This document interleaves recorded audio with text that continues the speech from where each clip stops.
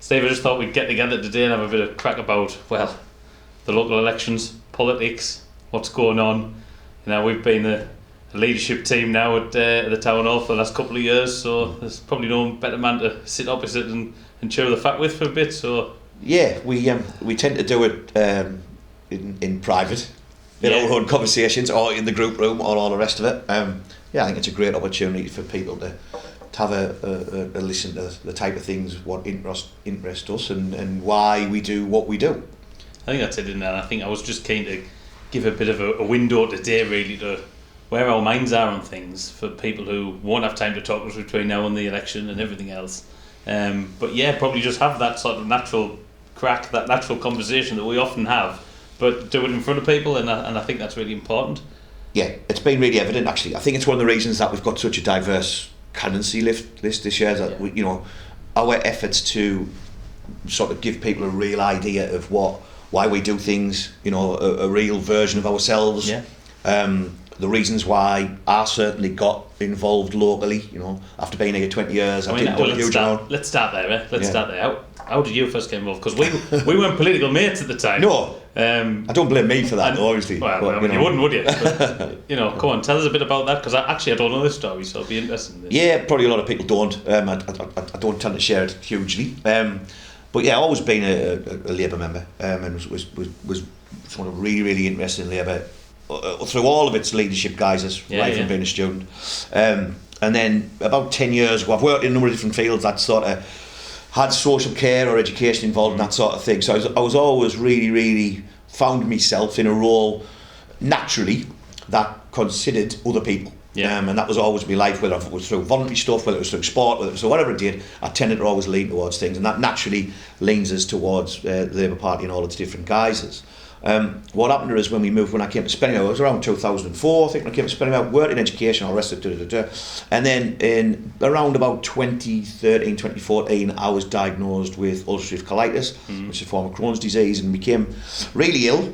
And missed out on a period of time when I probably would have been a little bit more electorally interested. I was at a time in my life where I probably could. My children were a little bit older, I could get a bit more involved in all that sort of stuff. And fundamentally, I ended up relying very heavily on the NHS to be here. And that's not a sort of a plot of still being here. It was a really important moment in time for us. Because I think until you've had them sort of moments, you don't realise how important really good government and policies and things like the NHS matter to you. I came out of all of that, and marvellously, I still think about it a lot. But what I did do after that was very fortunately, my wife fell pregnant, which was a shock to us all. So to have two adult children and a newborn was really, really different. But what that did do is make me want to do my utmost to really make a difference for the place we lived. It secured us spending the rest of our time here in the area, our families in the area, to look after it, the age that they are, and it was very, very important to me to try and represent where I live, to ensure that it got the best chance to be the best place it could be for my family, and that's where it came from. And I think we're both very similar in that, I'm Spenny lad, born and bred Spennymoor all of my life, massive about the community, just Look, I love the town. It's the whole love the place you live thing, isn't it? And that's me.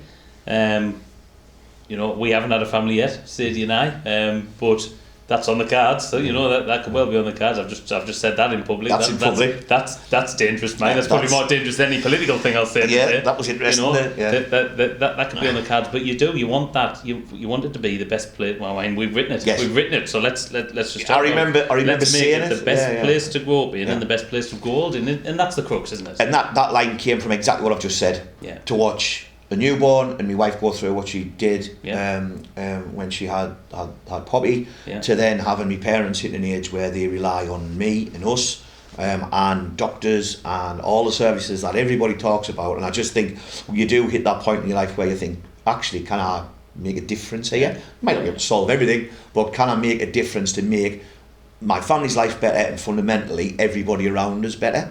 And I think there's a joy in that you don't get. It doesn't come easy. That some people might shy away from it, some people don't understand it, but for me it's always been very natural. Yeah. And you know, I know how it's been for me being on the town council. You know, I'm coming up with 12 years service on that town council. I've seen quite a lot of different circumstances in that town hall, whether it be, you know, as leader of the council of a group of 18 councillors to town councillors with Labour to sitting, you know, with a group of 3 in opposition over the years, and then to what we've had now from 21 to 25, again being very different, hasn't it? I mean, you know, we were back in 21, we were on different sides of the chamber almost, to where we are now. You know, you've seen quite a lot already in just your first 4 years. Yeah, it wasn't really the plan. Well, I don't think anyone's got the plan. You know, it wasn't really the plan.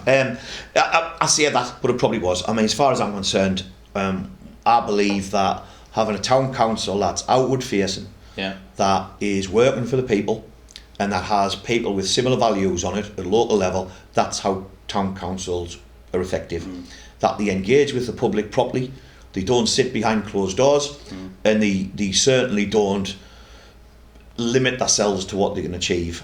And I think the big frustration for me in the 4 years is I probably went in quite naively thinking that everybody had the same sort of belief system as me, and you come out of that after certainly 3 years, and I remember having that conversation with a number of people in a council, including yourself, saying, look, you know, if this is going to work long term for the betterment of the officers, for the betterment of the people, we really need to have a look at where we think long term this can go. And if we actually take away our differences and focus on our shared common aims and values, for me, that's what matters at town council level. And people might not believe that as leader of the Labour group, but that was the most fundamentally important thing to me. And I think if people want to go back to 21, I said it on the first at the first meeting, and I for one have certainly tried to do that. And that was always my frustration with getting back on at 21, and you know, and really rejoining the Labour Party. And the reason I rejoined the Labour Party was, you know, I've always been a Labour-minded person. We you know, my history with coming in and out of the party has been very well documented. You know, it was a horrible time in the local perspective of the party that we're over now, and looking at that vision of trying to work together was one of the things that fueled me as getting back involved in the Labour group a year ago, and then ultimately coming on board to help you lead it. But I would say we've had quite a frustrating time really over the last year with, you know, obviously, you know, time and time again. What really bugs me with the town council at the minute is there's still that perception that we're in charge as the Labour group. We're in charge of that council, and we're probably a victim of our own compassion. Our own compassion, in that we've put ourselves forward for chairs and vice chairs of committee. We've put ourselves forward to run, you know, the office of the mayor, the office of the deputy mayor. But we've done that with 8 out of 22 councillors in a world where the majority of councillors are the independents, the Liberal Democrats. And it's been very difficult, I think, to get anything sort of done in that town council. I don't know, you must share that frustration. Massively frustrated. I mean, as you know, I totally embraced, or tried to totally embrace, probably naively, being a town council the first time. I actively sought to reach out to other councils to see how things were done, to come back with ideas, to be positive and out there, and to get to a point where we got to where officers were frightened to make decisions, where the staffing long term we had issues with, that they didn't feel they had the freedom to do things, and that we couldn't be confident in anything that was being put forward, that it would get support for whatever reason. I mean, I remember saying things like, you know, I'm pretty sure in the first couple of years I put forward things that should never ever have really been voted down. I didn't want to put anything forward contentious. I wanted to put things forward that I thought were sensible and could make a difference. So I believe we've always had that. But I think the natural stance has been, and I'll say it, it's been an anti-Labour stance. I think it doesn't matter what we would have put forward as a Labour group, whether it was me, you or anybody different. I think there was a proportion of people who would just vote anti-Labour, and it didn't matter what I'd say. And I remember speaking, you know, remember Ian, last year I spent most of my Christmas holidays, we were limited on staff, we had temporary staff in, we had to produce a budget that then affected people's council tab preset and all that, and I spent most of my Christmas holidays working with one officer, trying to produce something to a meeting in January that I thought would make a massive difference, at least keep the council operating. And I just don't think people realise that that's what it takes, and I think it's very easy to rock up on a Tuesday night with one simple purpose, and that one simple purpose is to vote against anything that's put forward by anybody else, particularly if they've got a Labour vote on. I can't think of many things that have actually been put forward by anybody from any of the opposing parties. Well, look, I certainly saw that, and so even go back as far as 2017. So when, you know, there was an independent majority in the town hall. You know, Okay. they held 17 of the seats at the time, the independent group. And you would think at the time, you know, they've had the power to do anything they wanted there in terms of in terms of running the council, in terms of change and everything else, and nothing ever really came of it. And then you move forward to 21, and we end up with this, you know, this rainbow makeup of the town hall, where there's lots of little groups now, and really stifled progress, because again, you've got the majority of people who aren't Labour, let's face it, whatever brand they are, and you know, we don't need to be massively negative about the opposition, but whatever brand they are, they're not Labour in the majority of the minute, and there isn't that progress, there isn't anything happening. That people are questioning, and rightly so, what is the value of a town council? I get it. And I mean, I'll think back to the first thing, one of the things after the first thing I said in 21 was the council had no strategic plan at all. Yeah. So the first meeting I came into, I asked the officers, what is the strategic plan for the council? And they went, we haven't got one. Yeah. And I went, oh. So then what I did is went back to the whole council and said, let's sit down and work out what the strategic plan is. Yeah. And it's on public record how many people turned up to their meetings. Yeah. And in fact, we had councillors who turned up to their meetings but said they refused to engage but wanted to sit there, which I just find extraordinary. It was something I hadn't experienced before. I thought, I remember it. You know, I just thought we were there collectively. However the people voted, they voted. Then it was our job to collectively try and work together. And it made it blatantly obvious then, and it became even more blatantly obvious as we moved forward. It became more blatantly obvious as we tried and got probably through frustration to help and move things. So yeah, really, really frustrating time. I still think it was needless.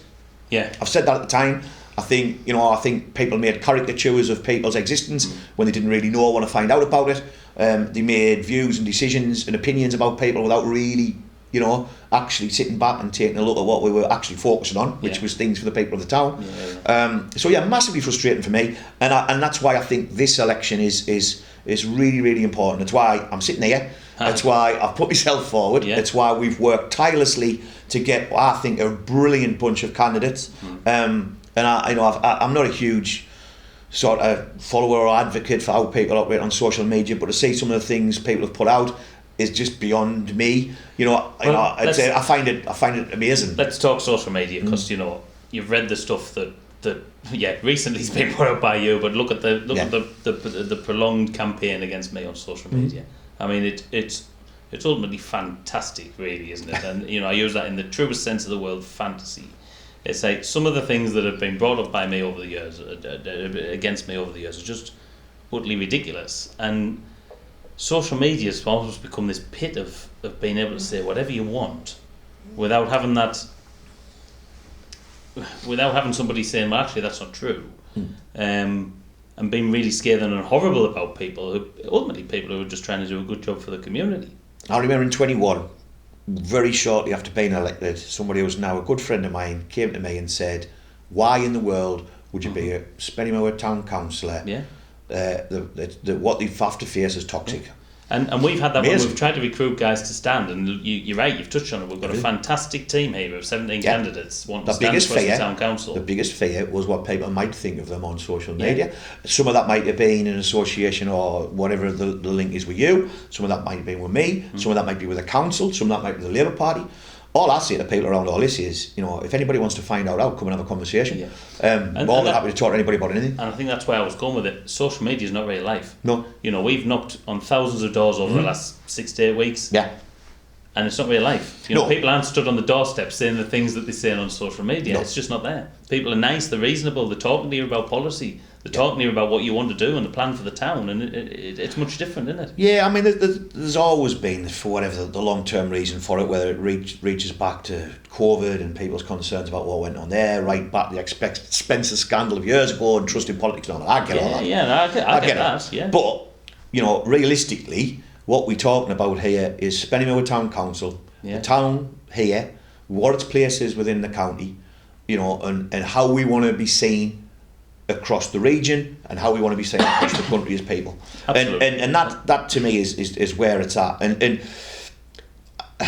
I don't blame people for getting upset about things they should get upset about. I get frustrated with people who thinks something's either one humorous when it's personal about somebody else, and I think you've faced a terrible amount of stuff, and I find it astonishing what people would think if it was happening to them and they had to go back and sit with their families and the impact it has on people. Whether the whatever the basis to that is, doesn't really matter to me. I just think that's a really good point, because look at the effect that it can have on mental health. I mean, I remember when I first started in 2013, there was very little social media content out there. Me posting a picture of our leaflet on Facebook at the time was like, what's going on here? I don't think I had a mobile phone. That was well, you barely use one now, so I mean, we've progressed that much, haven't we? I know. But and then into the 17, the 21 election, you can see that now. It's this toxic environment that really can get to you, and it did back in the day. When I was first going home, I was upset. Sadie would tell you, I'm going home and I'm getting on my phone and I was obsessing about all of the negativity from people I don't know and who I've never met, saying some horrendous things about me, and that does affect you. And it doesn't now. And people will say to us, "Oh, Ian, you've got rhino skin now." And not just about you, Ian. I mean, I remember admin staff. In the office. Totally, the spending that whole virtually that whole day checking out who was having to go to Spennymoor Town Council. Yeah. And I'm thinking, well, I was a bit like, well, surely you've got more to do than that. But that shows the impact it can have. And I can blame, I can say it openly because I've experienced it. We've lost staff. Yeah. People have moved away who were really, really good people for the town council who really cared, and they've ended up giving up their jobs and going somewhere else, and that's on the back of that. So people can take that as they want. We've then had to recruit, which makes it really difficult. So I think the one really positive thing we have managed to do over the last year to 18 months is we've recruited really well for the town council, and I thank those councillors who were involved in that. They weren't Labour councillors. We had a cross-party collection of people, and I do thank them for that. I think it was a really, really important thing to do. We've recently, as a council, started to bring back apprenticeships, which I spoke about from minute one. I think that's a really strong Labour message that we've always wanted to do. I want to see young people in the town really, really spending their working life, their social life, all of that stuff, their family life, is in conjunction with what the council does. It's so important. It's such a big thing for the town. I think you spoke really well there about what we've done in terms of setting that place up as an organisation that can now thrive. Your brand new town clerk in there, who for me is one of the best in the country. Yeah, I mean, I still, I thought it was. I'm delighted that Ian, put in for that job and came on board. I think he's a huge asset for the town. You then look at the structure that he's created there, the managers he's starting to bring in, the people who are really going to be able to create the big difference that the town council needs. And we know that's all in the backdrop of all the problems that have gone on in the town hall over the years, and that's been well documented. But all of that stuff has happened, between my leadership of the council back in 17 finishing to now. That's that period where we keep saying, we have not been in control of the council, but guess what? We've managed to do some really good things here to get this place ship-shape and ready to go next week. Next week, and I think, like I say, without having the point, against a very difficult backdrop. I don't know what people's agendas are. It doesn't really bother me that much in that sense. Yeah. But what I do want people to realise is that true agenda. Yeah. That true agenda is, for whatever reason, I see it as anti-town council, and they'll go outside and say the protecting it or whatever they do. And I haven't seen any evidence of that at all. I've actually seen the opposite. I've seen things that I didn't think I would see in the chamber. I think I've seen behaviour that I wouldn't see in the chamber. I think I've seen attitudes towards officers which I never expected to see. And I just think I'd like people to really think about how they do that. I remember we brought forward campaigns around treating other councillors and staff and stuff properly and appropriately and respecting your role when you're in that chamber, and I think it's been evident. People can spend some of that time watching the videos if they want, but what you haven't seen is that from us. No, that's right. And then for now, it's what does the future hold? What are we going to do now? So the place could look very different next week, one way or another. The outcome of this election, as you said earlier, is massive for me. I just think it's huge. This is a real turning point for Spennymoor Town Council and the context of our town in the wider county. I really hope so. What's our plan? I mean, I know what our plan is. We've highlighted it there. We've got some really good ideas, and I think probably the only credible plan of any of the groups in this election. Well, I think people know sort of that plan that they might have read or not seen on the leaflet or what we've put out on social media, alongside the couple of pieces I've put out and why I put them out. I think the plan isn't a plan that we've just made up. No. So I mean, these are really real things point. that people talk to us about, aren't they? Yes. Time and time again, we're talking to people in real life, not on social media. In real life, we're talking to people about the things that matter to them. Yes. I mean, there's top of the list there. Top of the list, our town's safe. We hear it time and time again. The biggest issue in this town is antisocial behaviour and the perception of it and how we tackle it. And we're saying, practically, we're going to do something about it. Yeah, I think there's always a two-pronged attack with that. I've seen other places. I mean, I've seen big amounts of money brought into places like Ferry Hill that were brought in by a Labour council who worked really hard, supported by other councils up there, but worked really, really hard to deal with that sort of stuff. I actively pushed and set some things up a couple of years ago that we found really difficult to deliver because we didn't have the infrastructure at the council. I think would have made a massive difference. So I think there's some huge things we can do on that. I think also the bit we're missing out on a little bit is what role, particularly the town council, but also the county council, can do in supporting the reasons behind it. So whether it's a deprivation issue, whether it's a lack of facilities and accessible stuff for people in the town, and we've spoke about this at length, passionate about that. We might get on about that later on, and having a realism about where we are and what we need to do with it. And I just think, I look at the redesign of the town centre, what was the basis behind it? My frustrations with where we got to with the 20 million towns fund. I think they're pretty well documented, and we can talk about that as well. I'm sure. So I think that our town safe thing is a thing that as councillors, as members of the public, as police, as local business, and everybody can play a part in dealing with that from the education provider, the whole thing. We have to be working closer together to do that. And one of the big criticisms I've seen of us putting this policy on already is that it's got nothing to do with the town council, or it's got nothing to do with county councillors, and you've got the police and crime commissioner looks after that sort of stuff, and you're promising things there that you can't achieve. But I think the reality for me is that because you've got a Labour government now, you've got your Labour MP, you've got Kim McGuinness, I'm sure we'll touch on as the North East Regional Mayor, Labour again, you've got your Police and Crime Commissioner there, in Joy Allen, who's been around for years and doing some really good stuff. If we then join that red thread, as I always call it, I call it the red thread, up now with your town and county council, all of a sudden you've got a group of politicians, a group of people at every level working together to achieve some of this.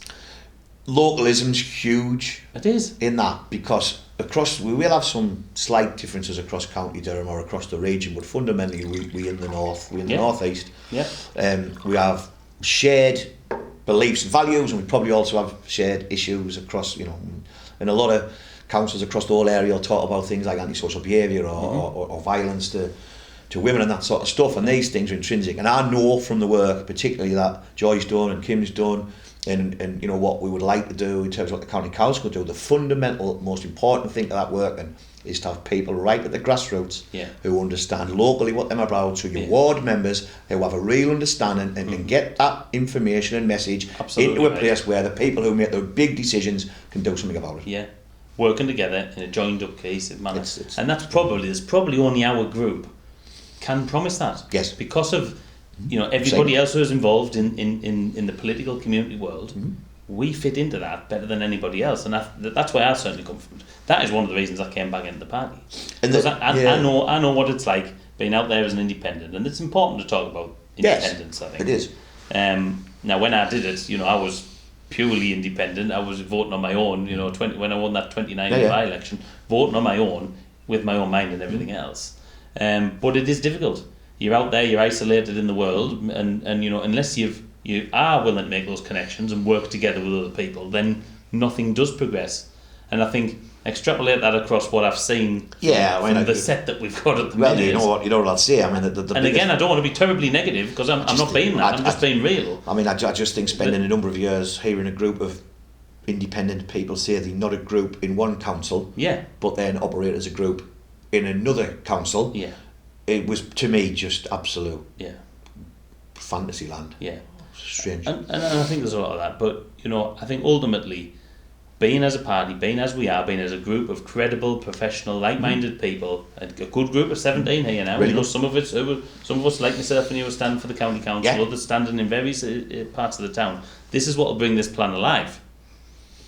I think the experience is massive, and I think having the age range of people we've got, men and women, young and old, people beginning their lives in the town, their families, experience. people who are retiring as grandparents and all the rest of it. I think it makes a huge difference. Then you've got some, you've got councillors on there like Neil Foster who've been around, for decades. Incredible. But incredible records of public service within that group. And then you've got brand new people, young people who are coming on for the first time and wanting to get stuck in, and there's nothing better than that. I mean, I'm not young anymore. I was looking at them in 2013 there. Well, I'm not. I was looking at them. I know you go on like you're my dad all the time, but I was 23 when I first got elected. I was that young person, and I'm not quite that anymore. But it's great to see we're bringing some more on, because it is. You need that group of all perspectives, don't you? You do, and I really do ask people to have a real look through all the candidates and their background, and then. And understand that nobody press gangs people into standing for local council. I mean, it's impossible. As we go back to before, the amount of people I went to and said, "You'd be a really good councillor," and went, "Ian." So I think they deserve. I just think they deserve huge respect. Yeah. And I think they deserve every opportunity to serve the people, because putting your name forward for this and you have to have something in you, as I talked about earlier. There's got to be something in you. That does 100%, that, and I think that's really important. And I think that goes alongside some of them really practical things. Some of them things, really good things that I think the county council policy lines come up with. I know we laughed when we put the leaflet together. We talked about what the headlines look like, but I think some really important things that have got Labour values at the back of them, and the values that make a difference to people. I think the stuff around, the waste thing, even stuff it's just a totally different angle to tackle a problem. Of course it is. But it's stuff that really matters to people. Your bulky waste collections, fly tipping as a result of people not being able to afford that. Not being able to afford pest control. Yeah. Then you've got the whole fix our roads thing. The roads are a problem. Well, of course, yeah. And and you can blame Labour all you want for that, but at the end of the day, it's got nothing to do with us. You can't. But they will. We've made a solid commitment there that you can actually measure, and our commitment is we will literally walk this town, and in the first month we'll have a full list of every pothole in this town, and we'll report them into the county. We'll get them sorted. And that is something that is doable. Of course, it is. And then I think the bit that interests us about the whole plan really is they're just instilling things that can just be continued. Yes. It ain't going to happen for 4 weeks. Yeah. It's going to happen for 4 years. It's lasting change. 8 years, 12 years, where putting things in place that make sensible solutions to problems, and that are well thought out and that have got a bit more longevity to them is the way that I think councils should operate. Yeah, and how councillors should operate as well. So we should be looking at policy and procedure and setting things in for the long term. If we always focus on the same issue over and over again, then there's no progress there. There's just no progress, and people laughing. Some people probably wish that had happened, but I remember reading in when we put the council in for the first level of council awards and how difficult it was to get that pulled together. Yeah. Because I thought it was really important that we had a town council that had a kite mark, or something that showed that what we were doing. Was really, and accreditation to aspire to that shows that the council are doing the right things that they should and to be get to the gold level of that, I always remember what it said. What it said was a good councillor should be passionate about getting lots of other people to stand against them at the next set of elections. Well, absolutely. And I thought that was really, really, it really resonated with us. Yeah. Because I see my role as developing other people, making people to feel that they can play a part, outside of all the other stuff, that they can feel a part. And that's not necessarily party stuff. It's not. That's about in the ideal world, in the ideal world, whatever happens here in this election, 22 seats, 22 councillors, we've only got 17 up there, so there's definitely going to be people who aren't Labour. I don't want 22 Labour councillors because they ain't healthy. No, it's not. But I want people who will work together. I want people who are willing to look across the chamber and say, actually, Stephen, that's a good idea. Yeah. And not just go,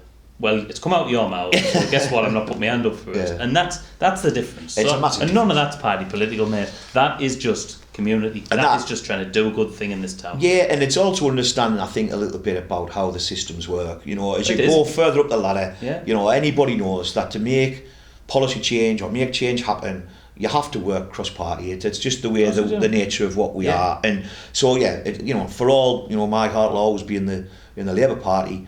For me, it's about having really, really constructive people to work with who are there for the right reasons. Yeah. And I think that's where we stand on it. No, absolutely. And you can see that in the team of people that we've got. in the balance of the team people we've got, and in the things we're saying as well, and importantly, the big noticeable difference between us and the others, for me, is the credible plan, is the things we're saying around devolution. So if you look at the devolution article that you penned the other day, that's a real opportunity that I don't think people realise will pass us by unless we do get stuck in and get involved. I mean, come on, talk to us about devolution again. I'm sick of hearing about devolution from you, but talk to us about devolution again. It's always it's really interesting because people will probably say, well, you campaigned against Durham going into the combined authority. And I did. So I'm quite open about that. But once that decision was made, I had no doubt about what the right thing should happen. And the reason I campaigned against it is because I've always been massively passionate about Durham. It's it means an awful lot to us in lots of ways. So it was important, and getting that representation brought back to people is important to us. And that was my basis to it. And I always thought, such the size of the North East being one authority, it's huge. And it was my head was always naturally going to go, where's Durham's place in that? So I've been delighted, that we campaigned for Kim to win that, and Kim's made a big commitment to Durham. And I think her frustrations around where the county council's been have been evident, because if you look what the North East Combined Authority's been able to deliver around, they published yesterday, the proposals around the Linkside line and what that looked like for the whole region. The bus stuff. I mean, I've just had a chat with somebody there who works on that department who's looking to transform bus transport. So I think with the people voting the way I think you should vote in this election, all of them things that people want are there. They just need to be pulled together, and you need to have the right people in the right places to do it. Again, it's about cohesive working, isn't it? It's about everybody being on the same page and on the same message. Massively important. Being able to work together. And we've seen the breakdown of that at county council level. We've seen it not just in Spennymoor, we've seen it in other parts of County Durham as well. So for me, I'm really excited by where the Labour group is in Durham. I think it's got a lot of new councillors as well, which is really important. I'm really excited, and I've taken a lot of positivity about the campaign that we've done in Spennymoor. Well, it's been a really positive campaign, really been from my perspective. From what we've put out and the people I've spoken to. This is about what we can do, what change we can make, and importantly, getting the message across that we haven't been in charge. Guess what? You've been represented for the last 8 years by people that aren't Labour. So all of this Labour out stuff and all of that, it can't resonate because it's not true. And the bit around the devolution point is that a lot of the campaigning done by other people is that you haven't got a voice. You haven't got a voice. You haven't, we put an article out. I penned an article about that. About what voice really means. And that's our headline, isn't it? Fighting to bring back the town's voice. Because it isn't there at the minute. It just isn't there with your current county council. And they've gone into another election campaign saying you should have a voice. Well, guess what? You've been it. Or you haven't. Or you haven't. So I find that, so for me it's a bit of a false argument. So I'm a big believer in devolution, and I think the what I call micro devolution or double down devolution or whatever anybody wants to call it is key. It's key to towns like Spennymoor, like your Peterlees and your Stanleys, the towns that have been left behind. Well, the last administration and some other bigger things across the region have pumped money into the likes of Durham City, and into Newcastle and other places. And the big towns, which are growing, and we'll talk about that probably if you want, but there's a reason for that. And why that they haven't got real representation and why they can't make a real difference. And the key thing for me around all that is we all know where the world has been in terms of finance, and I'm pretty sure that by bringing services closer to people that they have more considered and they have more local knowledge on is a no-brainer. I think people have often talked to me, and I didn't live here at that point. I lived in a different district council, but they've talked about the days of the different councils and the boroughs and all that, and everybody seems to wax lyrical about it. Obviously the decision was made when it was made to go to a unitary authority. What I'm saying is I think there's somewhere in between.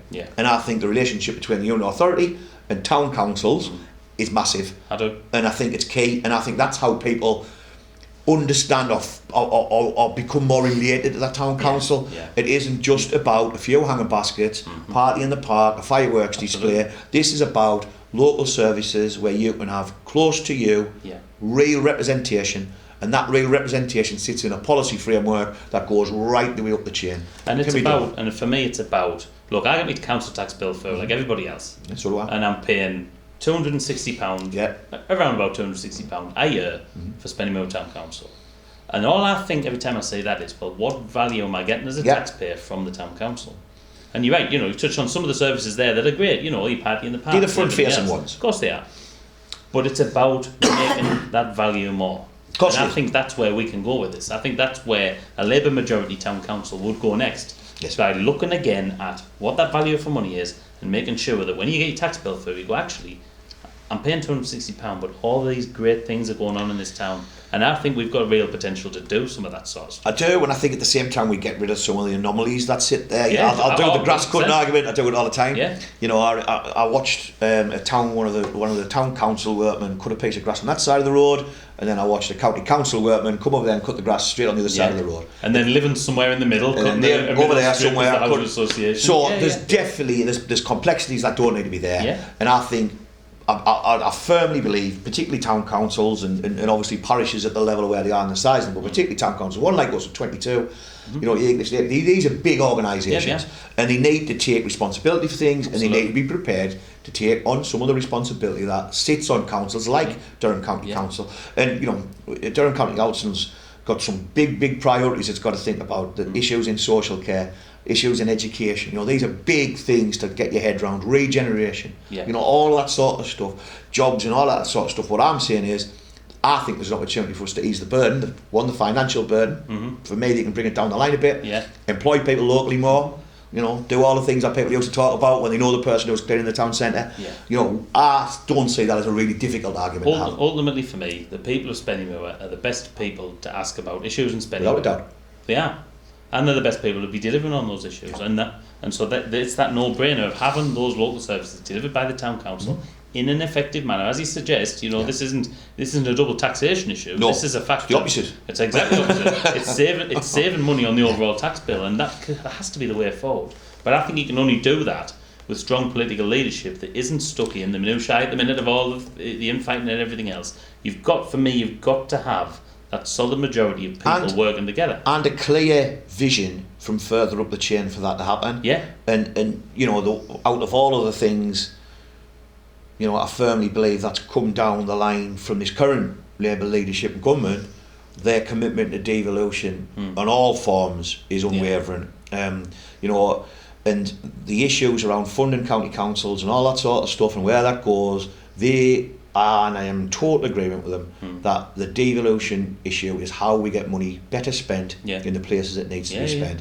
And Spennymoor needs to have its voice. It needs to be in the room, and it needs to have the people with the capacity and the understanding of all of that to really drive it. Because remember, everywhere else will have somebody fighting for you that corner. Well, they do. And all I'm saying to people is, I believe we best set to fight our corner.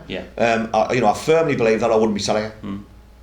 No, absolutely right. And let's talk about the credibility, the professional team that we've got. These guys aren't career politicians. We're not career politicians. No. I mean, let's talk about what we do for a living, because it's well publicised out there. It is. With the football club, right? Yeah. So I've obviously been managing director of that place for 3 years, and people say what they want about that, but the football club is a massive realm of positivity in this town that I'm very, very proud to be part of, and we've gone down that journey of creating a sustainable club at the centre of the community that does some really good things. And Fantastic. I don't think some people realise the depth and the breadth of what goes on.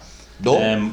In my sort of work realm, in the the launching moves in the community, all the great things that we do there, all the stuff that we don't get funded to do that perhaps would certainly be sat better within a local authority at some point. It's probably why the company that I work for let me spend some of my time here. Well, exactly. Because and that was exactly the conversations I had at the time was and there's been all sorts about your employment status this week and everything else, but that's exactly the point. The point was to have somebody working in Procure Smart, working for Procure Smart, doing partnerships in County Durham. Also for the football club. So you work with us as the football club and everything else, but you're doing partnerships now across County Durham. Across County Durham, across North Yorkshire now. We do stuff across the country. And it's two bits for me. Delighted, to have a company like Procure Smart that are prepared to invest in the town. Well, it is. But frustrating that there isn't other ways to do that. Yes. And I've said this before I worked for ProcureSmart, before I was involved in all the different aspects of what the club is. And I think that the misconception around all that is it is what it is. Well, it's unhelpful, isn't it? It is unhelpful. And I always say this, and I can say this with my hand on my heart.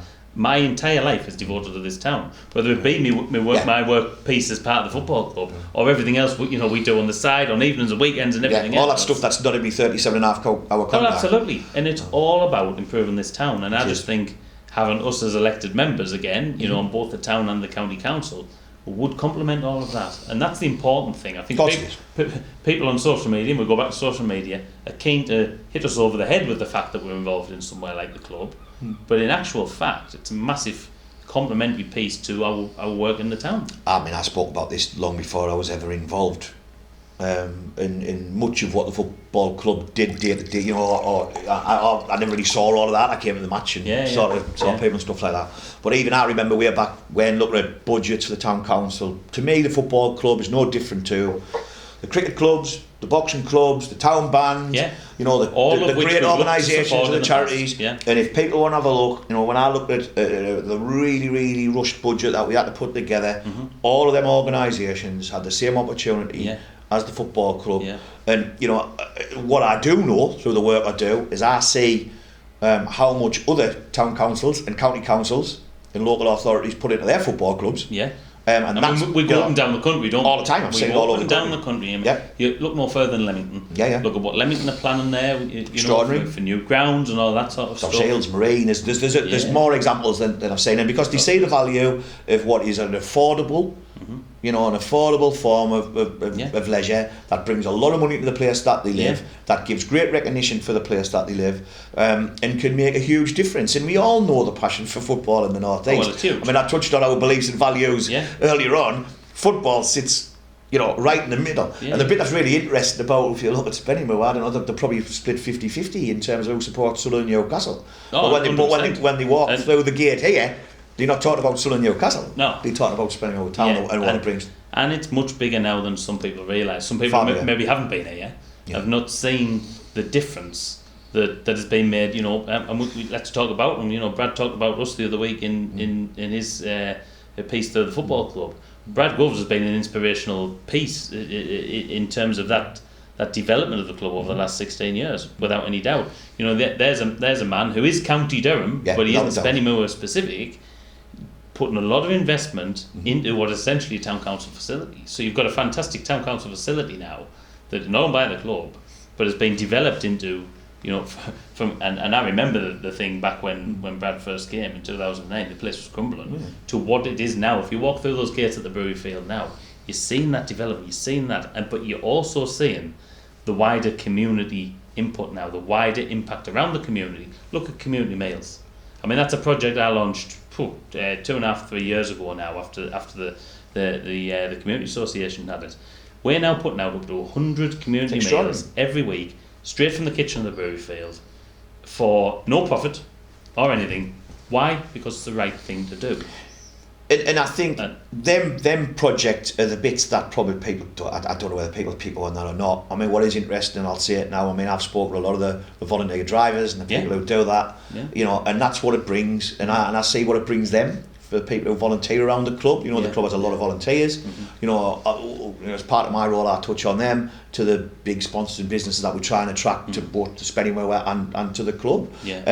So there's a huge plethora of people. Of course. I was really delighted to do some partnership work with Durham Enable a few weeks ago. Where we bring in adults with disabilities into employment.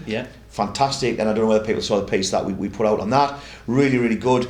And I just think the motivation for all of that is a true motivation for wanting to do more for the town. And as you rightly said, it's the football club itself is just a piece in the patchwork quilt of this community. You've got your town band, we're heavily supporting. We heavily support. You've got the likes of your boxing academy, which fabulous. The last time I was on the county council, I directed money to that in neighbourhood funding, and that's something we'd look to repeat again. All these opportunities for young people to do their best and to achieve their full potential, they're all there, and they're all great community organisations running them. As a town council, what we should be looking at is supporting those organisations, and I'm not just talking about the football club now. I'm talking about all of those sorts of things. We should be making sure that we create the right environment for all of those organisations to succeed. Is that not what we're about? Is that not what the council should be? I think that's why I signed the form in the first place, to stand. I'm delighted to see the success and what as a council we've managed to bring. I mean, we pushed that hugely. I know Neil has been involved heavily over the years with them and supporting them and stuff, but to get to a situation where we as a council can take away the pressure for organisations like that to be constantly fundraising. You know, we just did it with the boxing club about the trip to Belfast. I spoke on that, absolutely delighted to support that sort of stuff. You know, it's great that people want to put the energy into fundraising and do that sort of thing, but the council is there to help that and to take away that pressure and allow young people who probably couldn't afford instruments or tuition That's what I'm in it for. Exactly. You know, that's what makes the difference in the community. Of course it does. Of course it does.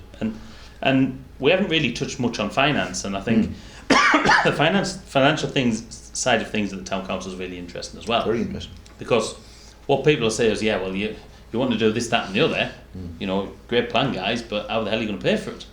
And I think it's really important to touch on the fact that there's been not a lot of money spent from the town council coffers in the last 4 to 8 years. Yes. But also, you know, we touched on it earlier about expanding towns and development and all of that. And this argument that I wholly agree with, that we shouldn't just be building houses and not following up with infrastructure. The money's been set aside for infrastructure, and yet it appears to still be sat in bank accounts. And I think there's a lot to do there, isn't there? If, you know, hopefully we do get elected, but there's huge things to do there in planning that money out properly, making sure that we're delivering things for the community with that money, and catching up on things like infrastructure. You're touching on it. You've heard me wax lyrical about this. I don't find the argument of let's not have any more houses, or let's not build anything else, or let's not do anything very, very fruitful. I mean, we all know the fact of the matter is that that's going to happen.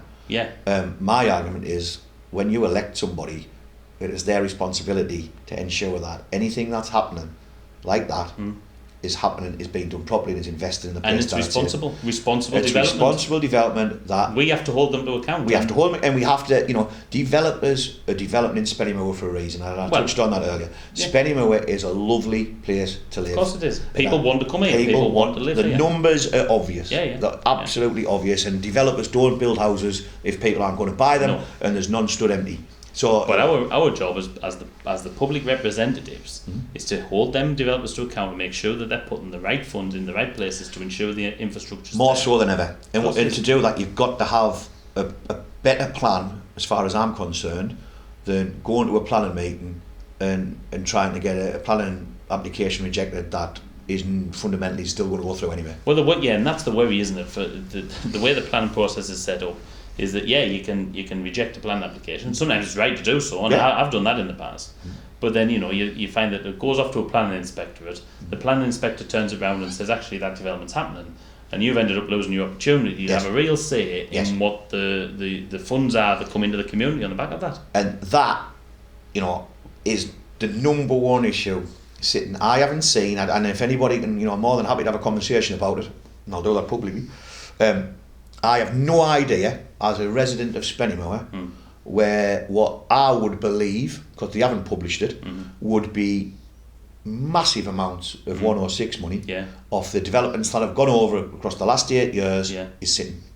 And I can't echo any stronger that I want to know where that's at, and I want to know what's planned with it, and I want to know what conversations went on, and what I will tell anybody now if I'm elected, that all of that stuff will be public long before anybody puts a spade in the ground. And that's what we're talking about when we're talking again, and I refer back to it, fighting to bring back our town's voice. That's exactly what we're missing. Yeah, that's exactly what we're missing that. Because what we're not seeing is the community investment that we should have seen over the last 8 years in Spennymoor. We're just not. And we're not seeing, even when that has happened, I'm not getting too far on it, but, you know, the opportunity to go to County Hall and have that conversation, you know, as a representative, that's what you should be doing. You know, for me, with whoever you're representing, and, you know, whichever part of the county you're representing, if you feel something like that's happening, you should be a strong voice at that county.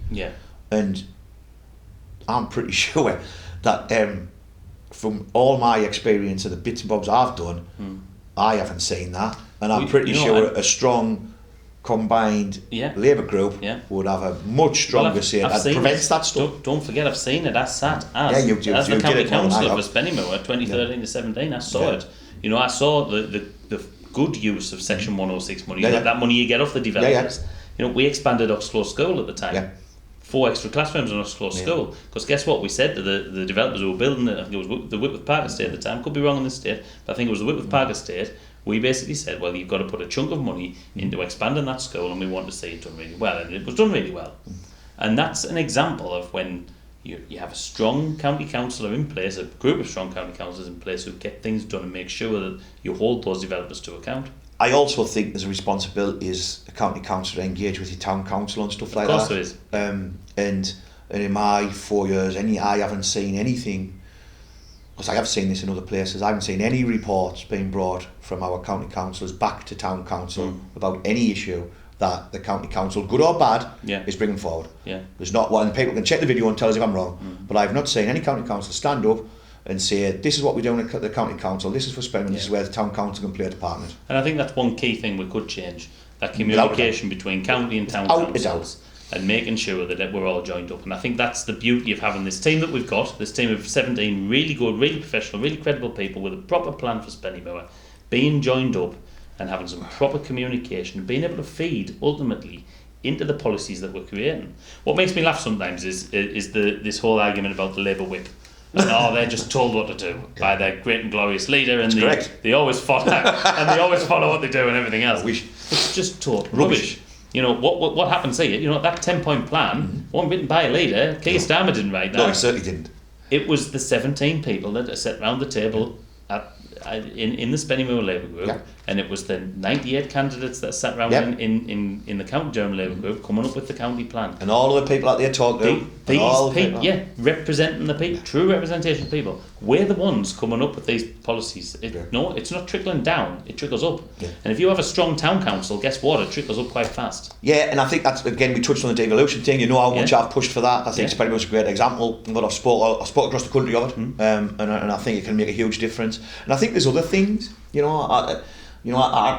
there's the sort of really obvious bits, we spoke a little bit about, and I think we put a piece in about not only championing sport and well-being, but making it affordable. And I took my daughter, it was unbelievable the cost to take somebody swimming in Spennymoor. We talked about this before. What does that gain us? We stuck a library on front of the leisure centre, but we put the price up. And we'll give you a few free weeks in the summer, or we'll cut it down. What does that tell the people? I think accessibility to not getting a leisure centre, that sort of stuff. Accessibility to leisure services like that, like massive. Swimming, and swimming's high on my agenda as well, as you know. We've got to make that accessible for people. Because those are the opportunities that push our kids on. I think the difference from probably where we were as a Leo like 2010 or whatever that may be, when things were probably a bit more affordable. We're not there now, so we're not saying everybody can have everything for nothing. No. So I don't want people to think, the Labour Party's just saying everything. No, but it's got to be fair and it's got to be realistic. Absolutely. And it can be more creative than what it has been. I might go on the point that the idea that we're just going to put things up, that hasn't happened. I advocated for a freeze on council tax again this year. Well, you look historically at town council tax, and the amount of years that Labour have delivered either a 0% increase or a very reasonable below inflationary increase. Even in the spike, as hard as it was, we kept it lower than anywhere else, I think. And it was interesting to see this year, understanding that the growth of Spennymoor as a town and how that allows us to do that. We're fortunate that people want to come and live here, and that money's got to be used right, and if that's around council tax at the same time as ensuring that services are improving, I think that's a very, very strong and fair argument. And I just want to, I'd be really keen for people to understand that the decisions around that sort of stuff are not easy, and people and we just want to ensure that people are getting best value for the buck, if not better. And I think that's a very, very, it's a fair position to start from. No, it is. I think I'd be interested to get your views on, this thing all the time. They're all the same. All the politicians, all these politicians. I mean, I never classed myself as a politician. I've been a town councillor. You're not standing in Westminster across a dispatch box, with all the jargon and everything else. Doing podcasts down there. And that sort of thing. They're doing podcasts, It's not you're not a politician. You're a local representative doing some really good local things, and there is a difference between these candidates. There is a difference. The people aren't all the same. No, they're not. And no, they're not. And they don't just rock up, you know, when elections come and all that sort of stuff and all that. Well, you get all that rhetoric. Yeah, we only say it at election time and all of that. You know, I mean, I wouldn't like the county I was, you know, I've put in personally. I know others have and you have. Yeah. And you know, I as you know, not a big social media person. No. I don't necessarily want people to pat us on the back or say what I want to do. I just want people to feel real value for the effort that people put in. I want to be able to see that. Yeah. You know, and I think back to my argument about, you know, let's get some hanging baskets back on the roads and for the money it cost and what the impact it had. The amount of people that civic pride and all that stuff. Yeah, and I had loads of people tell me they'd been there for years. Yeah. Well, they hadn't, because they hadn't. Yeah. You know, so we brought that back, and it was supported by others, I think, and it was hummed and hard, and is it a good spend of money? Well, let the people decide that. You know, but what I do know is the conversations I had, people really want to see the place looking well. They want to see the park being invested in. Yeah. You know, I've spoke about that, about our ability. And then I think that links to probably the two biggest bits where my frustration's been over the last year, which has been where the development of the 20 million towns funds come from, what people understand about it, what it's meant to do, how frustrated I was with it in the first place. I mean, you're talking about guy, as you know, I'm sat on the board there. I'm sat on the board in my capacity as the managing director of the football club, and my frustrations have been that, you know, this was announced. I mean, it was a policy of the last government, hopefully to try and, you know, last ditch attempt to earn some votes in Spennymoor, I think. Yes. Luckily, we've turned that into something that could be a real potential package here. I think so. My frustration has been that nothing has come to the table in terms of any ambition or anything like that from the local politicians around the table. And the amount of uncertainty as to whether this was going to happen, whether it wasn't going to happen, and all of that. And I think it was never going to come into fruition until after this election in any case. What I think is really important now is that we go forward and we get the right people around that table and we create some real ambitious projects in this town. And that's just going to sound like words at the minute. It probably is. Let's face it, that is just words, ambitious projects. But we do need to make this 20 million make a difference. It needs to be tangible for people. People need to understand there's a real plan for this money, and guess what? It's going to last for the long term. That's the most important thing. We need to turn the 20 million into 200 million pounds worth of future for people. And that was always my concern. And I know budgets are tight at county halls and things like that, and people were cutting and all the rest of it. But, you know, I am genuinely, and you know this, and I've put it out there, genuinely concerned that this money will be wasted on things that will not have a long-term benefit.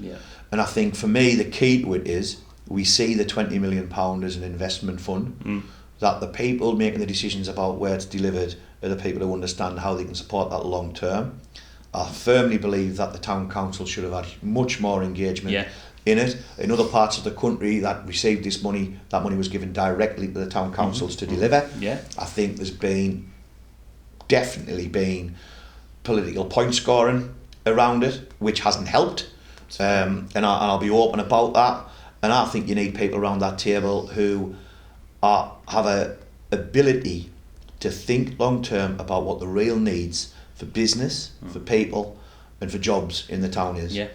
Because I think that's what we're missing. And you know, I think there's a huge opportunity, and I know we've chatted about it, and our group's chatted about it, to transform what the landscape of the town centre looks like, to bring it a place that people want to live in, and be really feel part of, and engage in, and you know, I want to see that money used to do that, and I want to see work alongside councils, and I want to see work alongside organisations, and I want to see work alongside developers, and I want to see local businesses seeing what benefit they can get out of it collectively.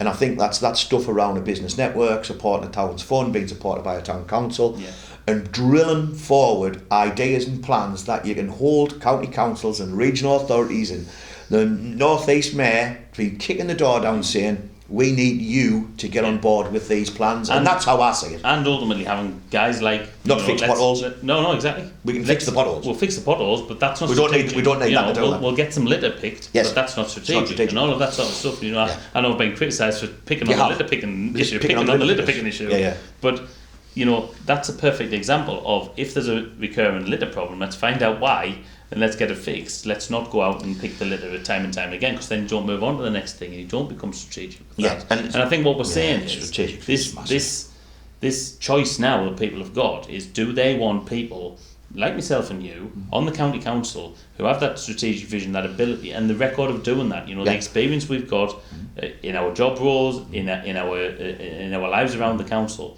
to bring people together and make lasting change and understand what that lasting change could mean to people. That is big. I mean, that's a big thing. You started with the line that we came up with whenever I came up with it, and I want to make this the best place for my children to grow up in. Absolutely. And I want to be the best place that I can grow. You'll be behind us, but you're already growing old. It might be the best place to grow old. I can grow. You need to start thinking about your time and plan. I do probably after this. So, and that we can really reconnect with what that brings for people. Yeah. So, you know, we talk about what community spirit means, and I think for me, people then echo that statement. Let's you know, for me, that's not just having an event. Yeah. That's having people caring for each other. That's having people volunteering and engaging. That's having people, you know, genuinely thinking they can open businesses here and can employ people, and that is what builds that sort of stuff. And I think there's a massive one-off opportunity, and I can't say that any bigger, and you've heard us say it before, a massive one opportunity to pull all of these strands that have sort of been floating around but not being connected, and to bring them together at this election. And I firmly believe that we've got the people to deliver on it. I just do. I mean, I can't say it anymore. And that's not me blowing my own trumpet or your trumpet or any trumpet, really. It's about saying this is seriously an opportunity. I've said this on the doors to people. They ain't saying going to be here again in 4 years' time. No. You know, you're not going to have another £20 million towns development fund appear. You know, you're not going to have an opportunity to have the red thread you talk about. Yeah. You're not going to have the fantastic staff and the structure we've set up at the town hall and the money in the bank that's there to invest. Yeah. You know, the businesses that the football club's engaged in, the success of the town band, you know, all of these things pulled together make Spennymoor a real force, but you need a voice. Absolutely, and ultimately that is what we're saying here. It is. Fighting to bring back our town's voice. I mean, there's a great personal sacrifice in all of this, isn't there? Like, and I think we should talk a bit about that, because I mean, our personal lives over the last few weeks have been, been utterly ridiculous, haven't they? So, yes. So you've got the work stuff. So me directly with the football clubs is obviously the Wembley trip and everything else that's going on there and running that, and you know, you with the partnership model, and you know, I'm probably borrowing a lot more of your time at the minute than any of the other partners of Procure Smart, but. We've got that, and we've got the local election going on, and I mean, come on, what does Jennifer think of all of this? Yeah, I know that is interesting. I mean, the real hardship for me, I'll be honest, is when you've got young children. It's really hard. Yeah. And I just, you know, this isn't funny. Like, it's we're laughing, but it's not funny. Ha. Yeah, exactly. You know, when you're not, you know, when you're giving, you know, as much time as you possibly can to try and help people and others and encourage people and spend a lot of time away from home and jumping from work to one thing or the other. And I sort of made the commitment that, you know, we'll just get to the first of May. I don't know what will happen after that. Yeah, well, I told Sadie she wasn't going to see much of it. And it has been like that. And I want to thank the candidates and the people and the friends and all around us who have kept us going. I think it's really, really difficult. And this isn't some sort of massive political, you know, journey. It's not really what it's about. For me, I think it's I would have done that a long time ago. I think this is more about a journey for the town and the people we like and our families and all of that sort of stuff to make the next few years just a great and enjoyable time. Ultimately, I think you'll be in the same mindset as me. I know, or I believe, that I'm best placed to do this job for the people of Spennymoor. And if I didn't think that, I wouldn't stand again. And to be fair, Ian, I think there's no way that we would get the support of our partners, wives, families and friends like we have if they didn't think that. So it's a big thank you from me to them. And, absolutely. Yeah, whatever happens after May the 1st, I'll probably run out of brownie points if I haven't done already. So we'll go from there. But yeah, and I think that's the case for many of our Labour candidates across the whole of Durham. Yeah. You know, it's a big election and you know, and I genuinely believe I would not have put my name to the, you know, if I didn't think that the current leadership was doing the right thing in Durham, that I didn't believe in his group and what they're trying to achieve. the people who work tirelessly in other towns. You know, Absolutely. we touch on this every day, and you know, against a difficult backdrop. You know, I'll be honest about that. You know, I'm not. You know, but you know, judge us on what we do. And that's the important thing, isn't it? You know, we haven't really touched much on national politics here because for me it really isn't relevant. And I know that, you know, we don't particularly agree with everything that's going on in national policy and whatever else, but this really isn't about that. Me and you may well have differences on where national policy, but we do. You know, we wouldn't have been sitting where we're sitting. No. So, you know, I think them things that's the most important thing. The important message here is that this is about who's going to run your local council going forward. It's going to have no bearing on Keir Starmer, whatever goes on down whoever there. Else is. It ain't going to stop the boats. No. You know, all of the stuff. So it's not going to fix the NHS and all of that. This is local government, and what we doing here is providing a real plan for how we can move forward and do some really good things. Yeah, bringing local government really right back to the people, and I firmly believe whichever way people have expressed it, that's what they want. I think that's why they've probably voted the way they voted in the past. I think that's why they've got frustrated with things. Massively. You know, all I'm saying to them is I think there's a real chance here, and trust us in to do it. Yeah. So polling day is in a week. Yeah. What's your thoughts? It's been a really positive campaign. Yeah. I think. And I agree with that. I think people have been. I always trust in the people. Yeah.